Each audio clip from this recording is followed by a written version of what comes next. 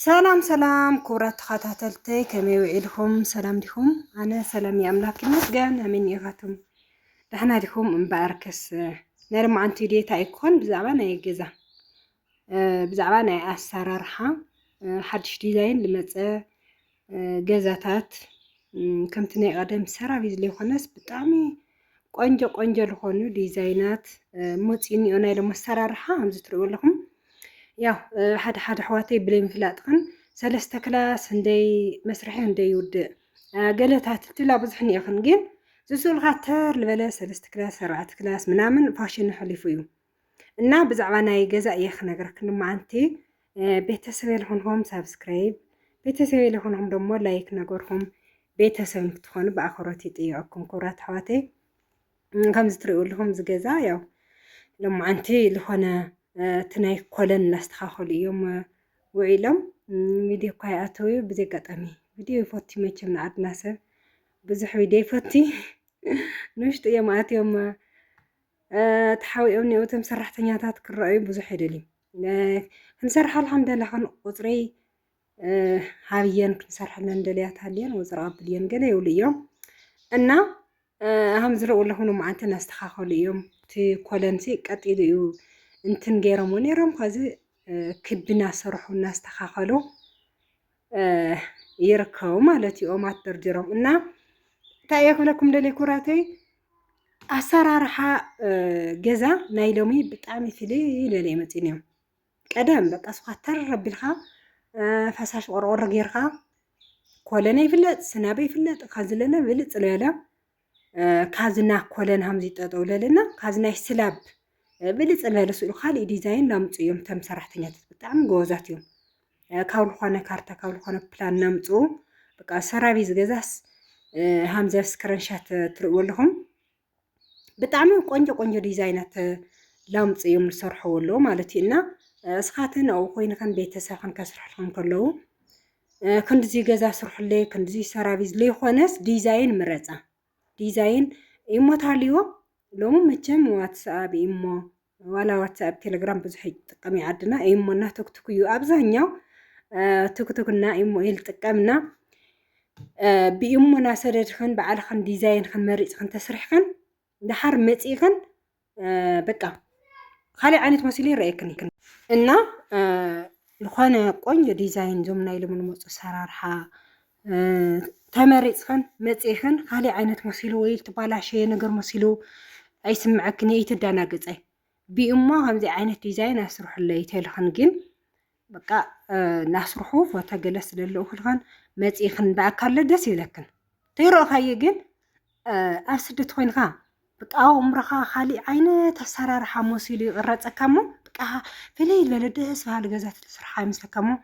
مسمساخا ويوسع الدنيا رخا عندي فوقات عندي قنا جزات تنرها تناي على جزاء منم يمسلك عنا لك عنا دادرو يمسلك إنه تسرحت اللي خن تتنقيثن ديزاين خن مريض خن ليه خن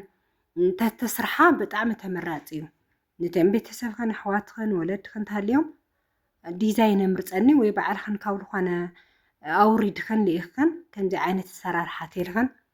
تعمل تمراتيو خن مالتيو نبزحتني وحواتي بتليا وشغلان يسرار حجزاتي في الليل زيها بقى نحسد دالهم كم زي عينة تسرح لي ولا تبولو فون خنارة خالي عينة مريتان كاو تسرحوت له لك عمزة المرت أصل الخنا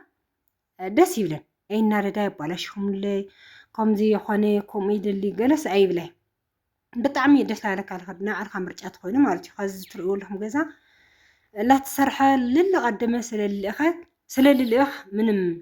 أنت نيتلي مالتي ولا مسمتتي بعلا زي أزال أرز على خوص للخانات منهم تعيزي سرار حالا بيقصي عندي كلاسيو تعي سرار حد السيبل منامس أي بحالي مالتي لمن تايسي يرأى ليها بفيديو اللي قد مسألة رؤية متخيط النادري بزحات حواتي كوني والفلت أنا جزا سرحة مولن تاني حمص تاي بقى ولا سلابي ولو قالي ولو سؤال فساش حمزنا قادم زي ولا ناينا فساش نديو جين براندا كولنات علويو صدال لكولنات مالت فساش سي مثل تعدمي نمثل ناتن فوتو تيرأي على سرحو ናይ ምርጫን ኣመራርፃ ከምዚ ገይረን ቀሪፀን ወይ ፎቶ ልኢኸን ተዘይስርሐና በቃ መፅአንስ እንደ ሽግር ኣብ እንደ ምስትክኻል ባላ ርኢኽና ኢኽን ናይ ወይኒ ኣብኡ ኮይና ካሊእ ባዕላ ለቂቃቶ እያ ወይኒ ጓል ተሽፊ ድዩ ገለልቲ ኢትዮባ ባዕላ እውን ለቂቃቶ እያ ምስ መፀቲ ክንደይ ፃዕሪ ክንደይ ምስትክኻል ክንደይ ሃምለጋጠመስ ርኢኽና ኢኽን ዝለቀቀቶ ብርግጥ ማለት እዩ ላብ ካሊእ ተይኸድነ ኣብ ኣርኢኹን ኢኽን ተሰሪሑስ ክንደይ ጎደለታት ሃም ዝረኸበትሉ ግን ባዕልኽን ኣብታ ቪድዮ ርኢኽን ኢኽን ግርም እዩልኒ እና ለይልኡ ኩላ ድዮም ነይሮም ዋላስ ትጎደሉ ድዮም ዘይፈለጥዎ ኣይደንክር ብቻ ግን ባዕልኽን ልለቐደመ ትስራሕ ተላ መዓልታውስ ሎማዓንቲ ተውዒሎም ኣብ ገዛኽን ዝሰርሑ ካብ ሰረት ተትሒዙ ምልኣኽ ጅመር ኣነ ንባዕለይ ካብ ሰረት ተትሒዙ ገና ሰረት እንዲሃምሉ ኣለ ሰራርቱ ገለታ ሃምሉ ግበርለ ካብ ሰረት ተትሒዙ እዮም ሰድለይ ነይሮም ምስ መጻፍ ግን እግዚአብሔር መስገን ደስ ይልኒ በቃ ካብ መጀመሪኡ እቲ መንከብያ ምስ ተወድአ ተሰዲዱ ስረት ተሎ ተሰዲዱ ትገዛ ምስ ተወድአ ምስ ተሓበፀ ተሰዲዱ ካብ በቃ እያንዳንዱ በቃ ልቃደመስ ኩሉ ነገር ለለኽዎ ኣቕሓ ምስ ትገዝአ እናተሰደደ በቃ ማዕፆ ምስ ገጠመ ኩሉ ምስ ተጠናቐቐ እናተሰደደ ስለዝኾነ ካብ ምስ መጻኻ ይትናደድ ደስ ይልካ ትነብር ቆስን ኮይንካ ካልኣይ ስደት ይትሓስቢ በቃ ቀሲንካ ትነብር ሃምዚ ሰብ ነውረሎ ቀሲንካ ትነብር እና ዲዛይንኽን መሪፅኽን ገዛ ትስራሕ ለኽን ተጠንቂኽን ዲዛይንኽን መሪፅኽን ፎቶ ሰዲድኽን በቃ መዓልታዊ ይቕራብ በቃ ኣብ ሰሙንስ ክሰድልኽን እኒኦ ፎቶ ኣበይ ሃም ንበፅሓ እንታይ ሃም ንጎደሎ ኣሰራርሑ እንታይ ዓይነት ምዃኑ ምንታን ደስ ክብለክን መፂኽን ንከይትናደዳ እዩ ኣሕዋተይ ማርያም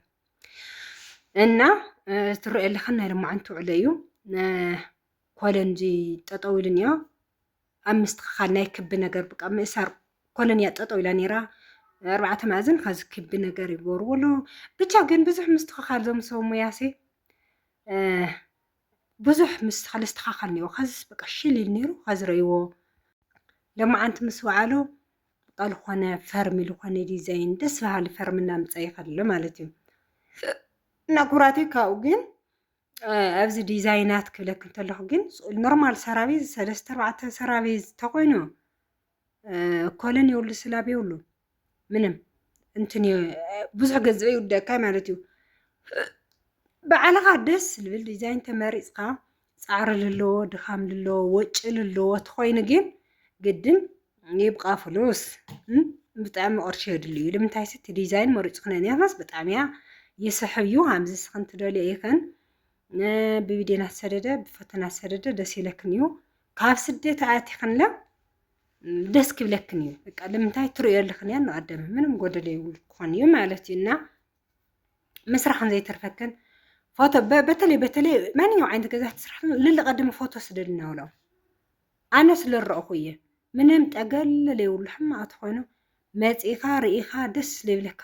ይኾን እሞ ኣና መሲር ርኢካ እሞ ኣውድእኻዮ ልስደት ሕናያ ፅቡቅ ዓዲና ነርና እንደይ ፉቓት ቆናጅ ፉቓት ዋላ ታሕቲ ኮይኑ ሰራቤዝ ታሕቲ ሽጋ ኮይንለ እንደይ ቆንጀት ገዛታት ላርእና ስለነበርና ስዕዲ ኣውዚ መፂና ስኢሉ ሃምኡ ዝበለ ገዛታት በቃ ስኢሉ ሰራቤዝ ምንም ብራንዳ የብሉ ስላቤሉ ስኢሉ ፈሳሽቲ ኮይኑ ለዋል ዖና ኢል መስለካ እና ናተይ ኸዚ ፅድት ዝበለ ሽንቲ ቤት እኒኦ ግን ኮለን የብሉ ፈሳሽ እዩ በቃ እንታይ መሲል ተራእይኒ ዳደርሁ መሲል ተራእይኒ ንምንታይ ሲ ኣብ ፅቡቅ ዓዲ ኢና ነርና ኣብ ፅቡቅ ኣሰራርሓ ገዛ ኣለዎ ኢና ነርና ገለታት እና ብቻ ግን ደስ በሃሊ እዩ ተመስገን ፎቶ ለሰዲዶም እዮም ዋላ ውናሃለኹ ርእየ ነይረ እየ ሰዲዶም እዮም ግን ልክዕ ምስቲ ገዛ ኮለኔት ኣሰሮይ ትሕት ዝበለ እዩ ማለት እዩ እና ክቡራት ኣሕዋተይ ገዛ ተስራሕ ለኽን ካብ ኣቲኽን ነስሓ ኣቲኽን ካልኣይ ስደት ብስጭት ካብ ኸዚስ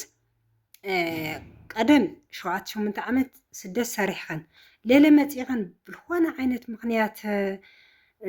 ተባሳጭኽን ብልኾነ ዓይነት ምክንያት ለይትስማዕምዐክን ዝዓድ ሌለ ካልኣይ ስደት ተኸተልኽንስ በቃ ዕድመ ልክዕኻ ሰራሕተኛ ኮይንካ ዕድመ ልክዓ ስደተኛ ኮይንካ ምንባረስ